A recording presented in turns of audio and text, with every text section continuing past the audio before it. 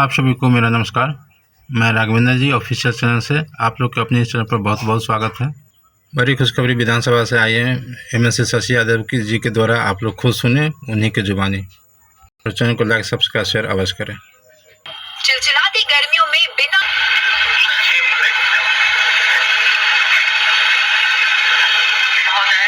मैं अनुपूरक बजट पे अपनी बात रखना चाहती हूँ। इसके लिए आपने जो मुझे इजाजत दिया, आपको सदन को मैं धन्यवाद देना चाहती हूँ। महोदय, मैं एक दो ही विषय पर रखूंगी।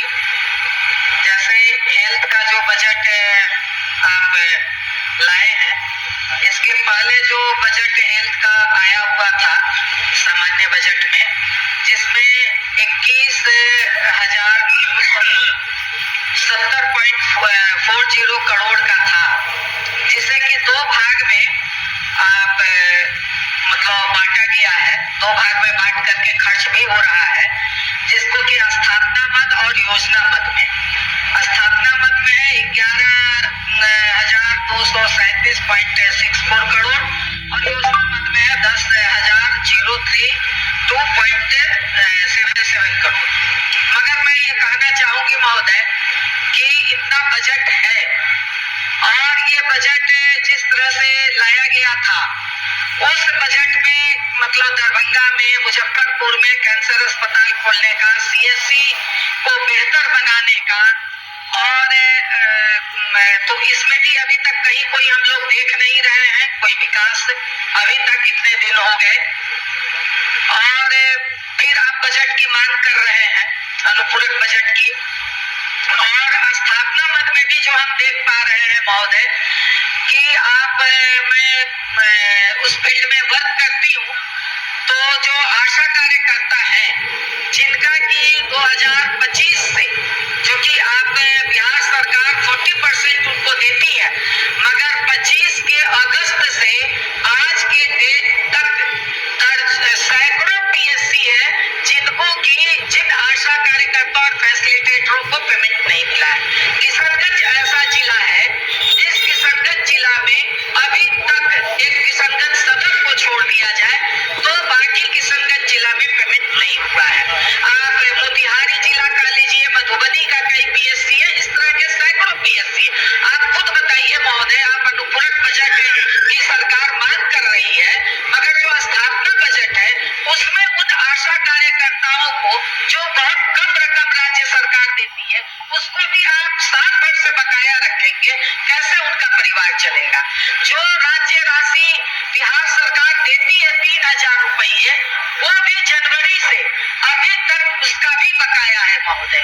और अगर आप संविदा कर्मी कह लीजिए, जो उस क्षेत्र में हेल्थ के में संविदा कर्मी है, लैब टेक्नीशियन है, इन तमाम लोगों के 6-6 महीने का बजट आप बकाया रखते हैं, एनएम का आप बकाया रखते हैं, तो आपका स्थापना मद में भी आप खर्च नहीं कर पा रहे हैं और अनुपूरक बजट की आप मांग करते हैं महोदय।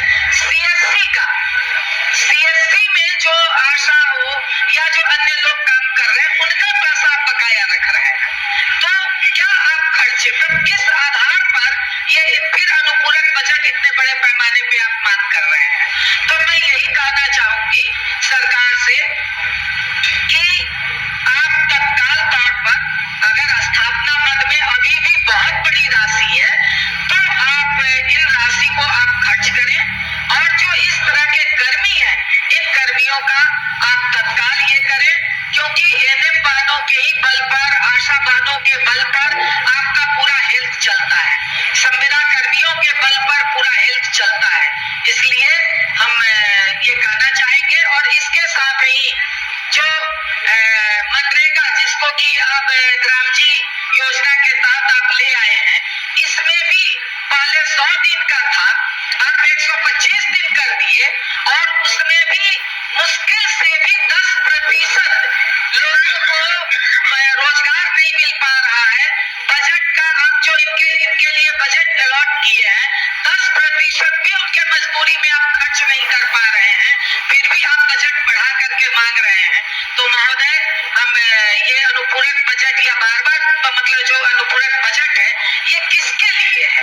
अगर इस तरह से खर्च हो और योजना मद में भी न खर्च हो, तो मैं इसका समर्थन नहीं कर पा रही हूँ।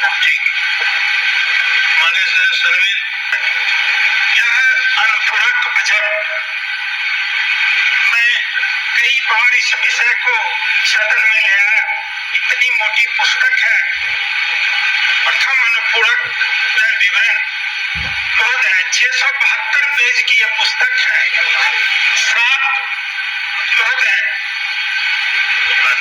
सभापति महोदय, मैंने पिछली बार भी कहा, ये 672 पेज की पुस्तक है, 7 पार्ट में यह पुस्तक है। ये पब्लिक डॉक्यूमेंट है, इसमें इंडेक्स नहीं रहता है। किसी को कुछ देखना, जैसे अभी माननीय सदस्य ने कहा स्वास्थ्य पर में किसी सब्जेक्ट पर किसी 55 डिमांड है बिहार के सरकार का, इसमें इंडेक्स की सुविधा होनी चाहिए। मैंने पिछले बार भी यह आपके माध्यम से, माननीय वित्त मंत्री जी बैठे हैं, मैं निवेदन करना चाहता हूँ, इसका इंडेक्सेशन होना चाहिए। दूसरी बात महोदय, मैं सरकार को, कल सीएजी की रिपोर्ट भी टेबल हुई है विधानसभा में, सरकार को जीएसटीपी के 24-25 में 13.09% का ग्रोथ हुआ है।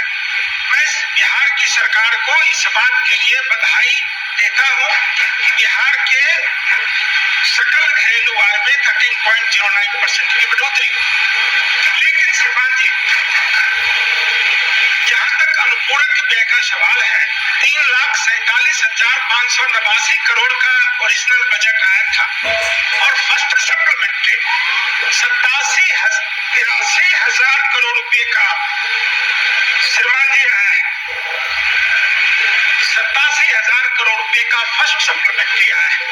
अभी मार्च में बजट आया श्रीमान जी 3,43,47,000 करोड़ का और 87,000 करोड़ का फर्स्ट सप्लीमेंट्री बजट बनाने के काम में। नमस्कार, मैं अमित भोबिया। दोस्तों, आप और अधिक बेहतरी करने की गुंजाइश है समाज में, यह मैं कहना चाहता हूँ। आप 87,000 करोड़ की जब सप्लीमेंट्री आई है, तो लगातार फिस्कल डेफिसिट, जो बिहार की सरकार का फिस्कल डेफिसिट का ट्रैक रिकॉर्ड बहुत अच्छा रहा है, लेकिन पिछले 4 वर्षों से, कल सीएजी की रिपोर्ट में यह दर्शाया गया है, एफआरबीएम जो फाइनेंशियल रिस्पॉन्सिबिलिटी और मैनेजमेंट का एक्ट है, लगातार 4 वर्षों से सरकार जो कह रही है कि हम अचीव करेंगे, उसको अचीव नहीं कर पा रही है। हालांकि जो पब्लिक डेट का विषय है, तमाम खर्च के बावजूद सरकार की लायबिलिटी एफआरबीएम एक्ट के अंतर्गत है। कल सीएजी की रिपोर्ट में आया है कि सरकार की लायबिलिटी 39.90% है, जबकि 40% की लिमिट है और भारत के कई स्टेट इससे ज्यादा अपनी लायबिलिटी बढ़ा लिए हैं। तो इस मुद्दे पर भी मैं बिहार की सरकार की सराहना करता हूं कि लगातार भारी खर्च के बावजूद, फिस्कल डेफिसिट का एफआरबीएम का टारगेट को क्रॉस करने के बावजूद अपनी लायबिलिटी को सरकार ने काबू में रखा है। इसके अतिरिक्त श्रीमान जी, एक और विषय बोल करके मैं अपनी बात समाप्त करना चाहता हूं कि यूसी बिल और डीसी बिल, मैं जब कह रहा हूं कि सरकार को अपने बजट की व्यवस्था को बेहतर करने की जरूरत है। एक उदाहरण कल सीएजी की रिपोर्ट से मैं देख रहा था, 19-20 के पूर्व का यूसी बिल श्रीमान जी 3,505 यूसी बिल 21,515 करोड़ रुपए का अभी भी पेंडिंग। ये 19-20 के पूर्व का है श्रीमान जी। 23-24 तक का कल सीएजी की रिपोर्ट में आया है 62,000 से अधिक यूसी बिल, जिसमें 92,132 करोड़ रुपीस का बिल पेंडिंग है। इसमें यूसी बिल भी है और कंटिजेंसी का भी 10,000 करोड़ रुपए से अधिक का बिल है। और सबसे ज्यादा बिल पेंडिंग है सबसे ज्यादा बिल पेंडिंग है। कल सदन में शिक्षा विभाग में भ्रष्टाचार पर जब चर्चा हो रही थी, तो शिक्षा विभाग और पंचायती राज इन 2 विभागों का सबसे ज्यादा यूटिलाइजेशन सर्टिफिकेट्स और डिसिप्लिन पेंडिंग है।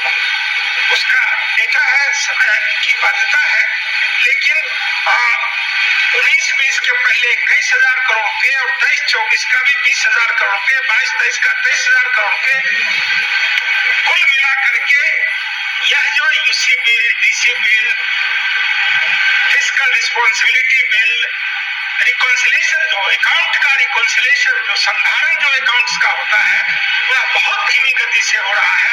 आपकी कृपा से मैं लोक लेखा समिति का भी मेंबर लगभग 6 वर्षों से हूँ। बहुत धीमी गति से बिहार के फिस्कल मैनेजमेंट का काम हो रहा है। महोदय, मैं माननीय मुख्यमंत्री भी बैठे हैं, माननीय उप मुख्यमंत्री और वित्त मंत्री भी बैठे हैं, मैं निवेदन करता हूँ इस काम को और अधिक बेहतर ढंग से किए जाने की आवश्यकता है। आपने मुझे मौका दिया महोदय, आपके प्रति आभार व्यक्त करते हुए, सदन के प्रति आभार व्यक्त करते हुए बात समाप्त करता हूँ।